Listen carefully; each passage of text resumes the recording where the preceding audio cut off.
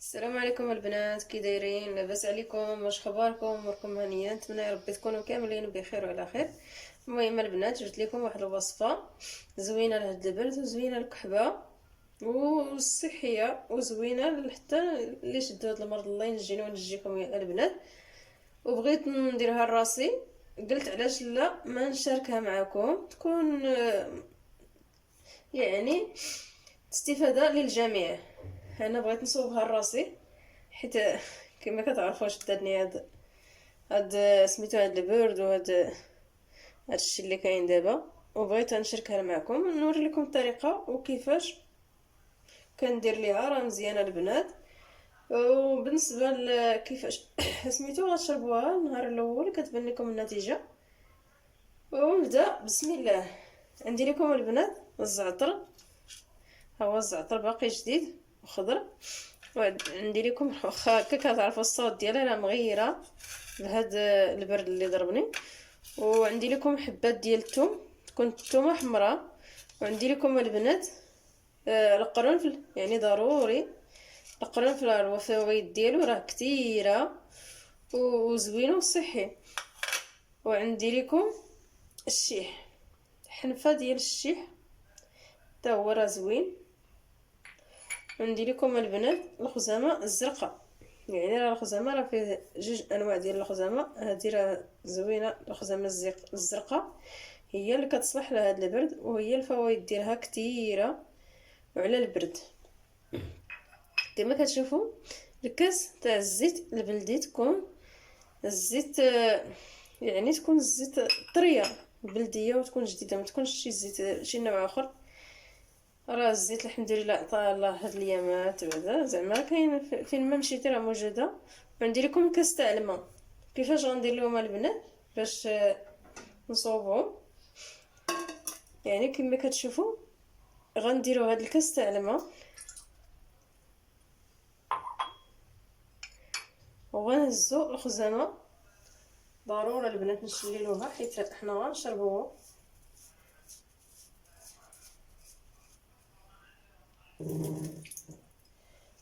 نشللوا الخزامه نكبوه في الكاسرونه بديك الماء.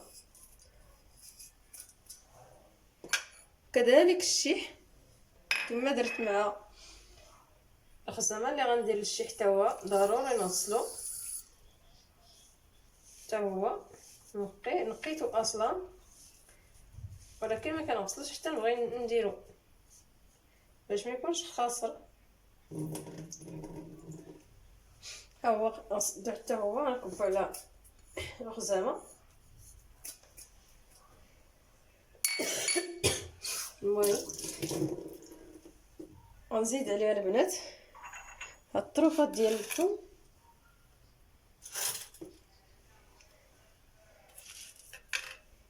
نتوما البنات راه كنقطعوها هكا، واخا هي تكون في سميتو باقي في الجلف ديالها. ها هي غير حلها. كاين اللي كيحكها،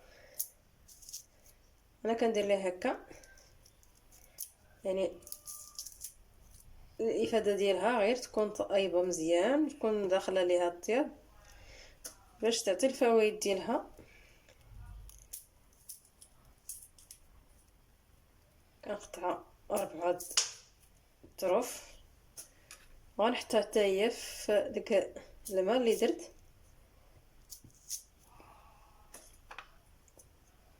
يعني تقريبا قداش ديال الثوم، نص حبه الكبيره تكون فيها مجموعين، نص حبه. ما ديروش البنات غير حبه وحده، ضروري ديروا نص حبه، ولا كاع الا بغيتو ديروا حبه. هي ما فيها حتى شي اضرار، قد ما كثرت الثومه قد ما كتكون زوينه. والزعتر راه نحيدو هو. كنصحكم البنات هادشي كامل خص ضروري يكون عندكم في الدار. يعني هاد الشوب ديال البرد راه زوينين وصحيين. ما تعرفي كيجيك سميتو شي في هاد الوقت ديال البرد كتجيك ديك كيضربك البرد في اي وقت، ولكن الا حطيتي هادشي كامل في الدار راه كتلقاه وكتبري ان شاء الله دغيا غتصوبيه وغتبريه. المهم كما كتشوفوا غنهز واحد هكا ديال الزعتر غنوصل حتى هو.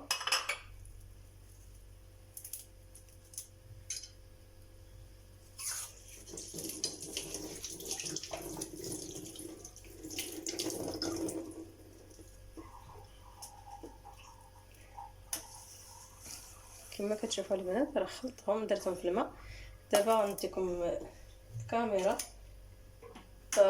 يطيبوا هادشي، يطلقوا في الماء مزيان.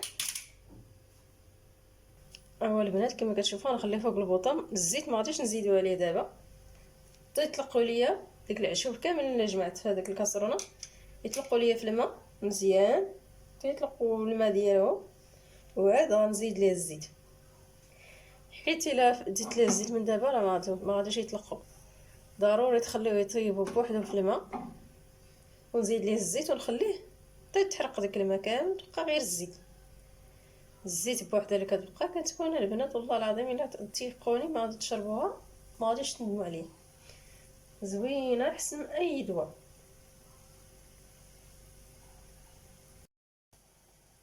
ها كما كتشوفوا البنات كيطيب دابا.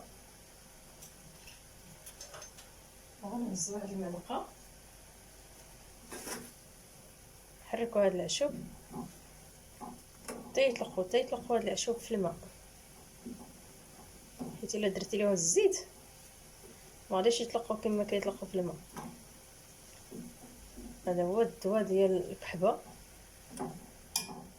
ديك سميتو ديك المرض اللي كيكون عندك في الصدر ديالك والحلاق صحي وزوين. جربوه ما غاديش تندموا عليه الصراحه. انا هادشي كنديرو في هذا الوقت ديال البرد، وهاد العشوب كاملين ما كيخرجوش لي انا من الدار، ديما معايا في الدار.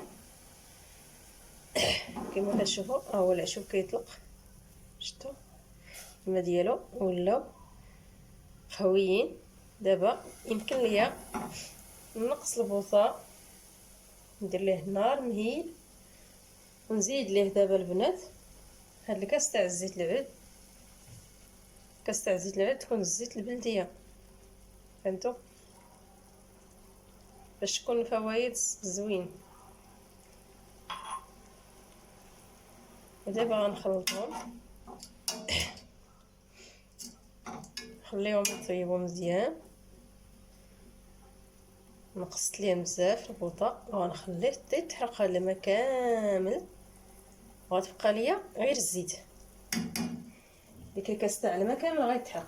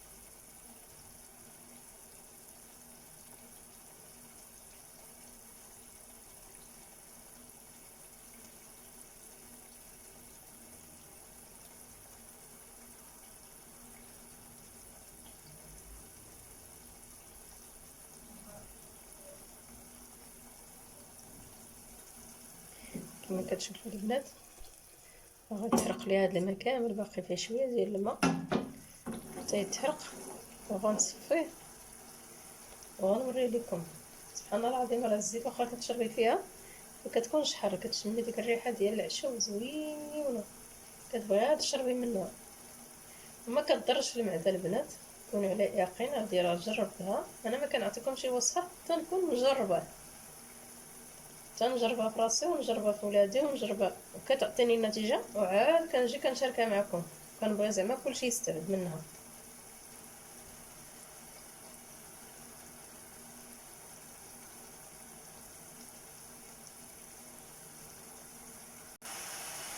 المهم البنات كما كتشوفوا باش كنعرفوا حنايا واش هاد الزيت الماء ديالها تحرق كامل، يعني كتبان غير الزيت. شفتوا مبقاش فيه الماء. الماء اللي درنا ليه ديك الكاس تاع الماء هو صافي تحرق.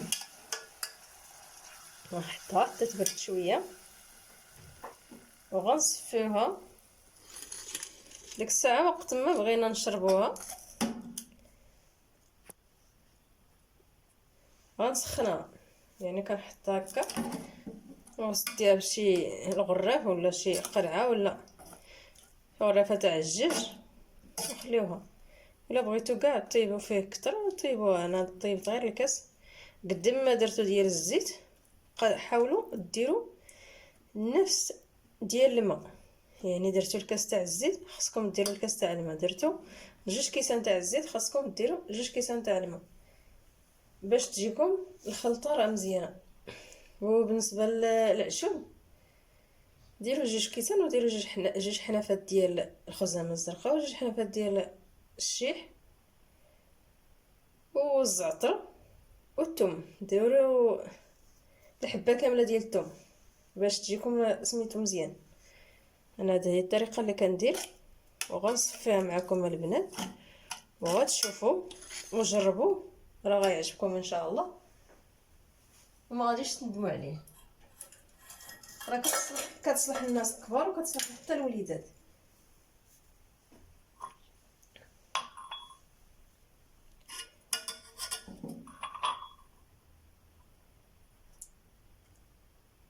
انا هذا هو الدواء ديال الكحبه اللي كندير انايا. صراحه ما كناخذش انايا شي دواء ديال الكحبه من غير هذا. راه زوين وصحي في نفس الوقت البنات، ما غاديش تندموا عليه. كما كتشوفوا واخا ديك الكاس تاع الزيت اللي درت انا ديك الساعه راه نقصت الزيت ماشي غير الماء.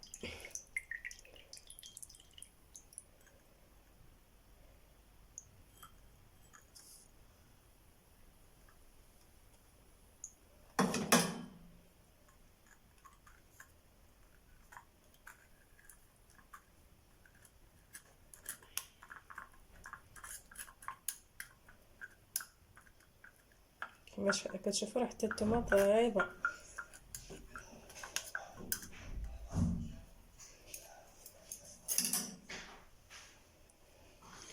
وهذه هي الزيده البنات اللي طيبتها في العشب. شفتوا كان كاس تاع الزيت عامر وتحرق ديك الكاس تاع الزيت تحرق فيه الربع وتحرق ديك الكاس تاع الماء. وما نعاودش لكم البنات الريحه اللي خرجت، الله على الريحه من هذا الزيت. هذا هو الدواء ديال الكحبه. وكنتمنى لكم البنات تكونوا كاملين بخير وعلى خير وجربوا هذه الوصفه اللي قلت لكم. اي واحد كتعرفوا عنده الكحبه وعنده الحساسيه راه زوينه ليها قولوه يجربوه واتكل على الله، راه الكمال في يد الله. ونقول لكم بالسلامه عليكم حتى الفيديو لما نجي ان شاء الله.